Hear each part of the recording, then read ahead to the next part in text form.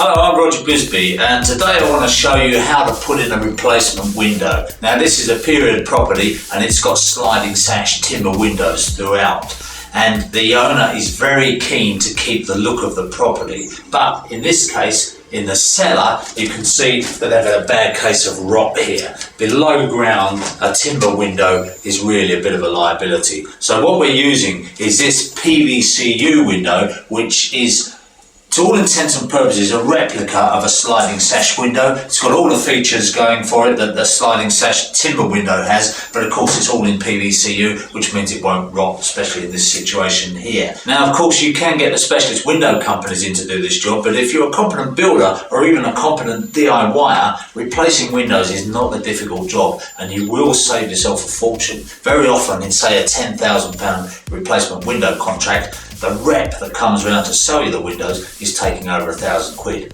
So there's money in your pocket. When you're taking a frame out, you want to minimise disruption to the surrounding area, otherwise you end up with a lot of plastering to do. So the best thing is to saw through the frame in several places, like I have here, get yourself a bar and gently lever so that you get the pieces out.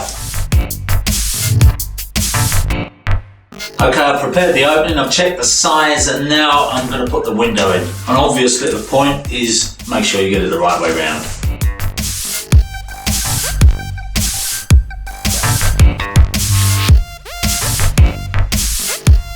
Now that fits, and it's no accident that it fits, because when I measured it, that old thing of measuring twice, cut once, I actually measured it 3 times. Not only measuring it at the bottom, but also measuring it in the middle and at the top, and 3 times downwards on the vertical measurement as well, to make sure that I got the window sized to the smallest point. And then we put 5mm clearance in on either side. We can put a wedge in there, and that's the job done. And now we come to fixing the window. There's a few options here. Because this is a cellar, there's no plaster, it's just bare brick walls, we're not too worried about the cosmetics.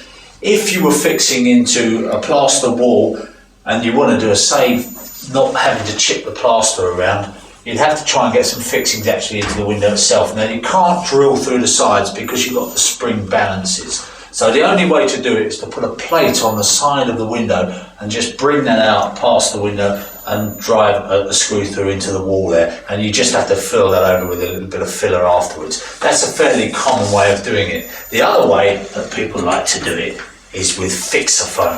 Now, Quickslide, the manufacturers of this window, specifically advise against using foam. And the reason is that people go nuts with this foam. It's great stuff, it expands like mad, and the whole thing will be in there pretty solid when you've done it. But the trouble is that when it expands, it can push the window out. So when you go to slide it up, then you find that your beautifully sliding window no longer slides, because this foam, believe it or not, as it expands, can actually bow the sides of the frame.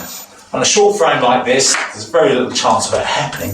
But what I've got here is a limited expansion foam. That means it doesn't expand to 10 times the volume like the other stuff, just about 2 or 3 times the volume. So if I put that in very, very carefully, just a squirt here and a squirt there, let it expand, it won't put any pressure on the frame. But if you are going to use foam, make sure you brace the frame out so that you're holding it, stopping it from squashing in. Use a piece of timber or something like that just to brace across it, and be very, very sparing with the foam, and then you'll be okay. And the last thing, of course, a little bit of mastic around the edge just to seal any joints where the draft might be getting in. And then the job's a good one.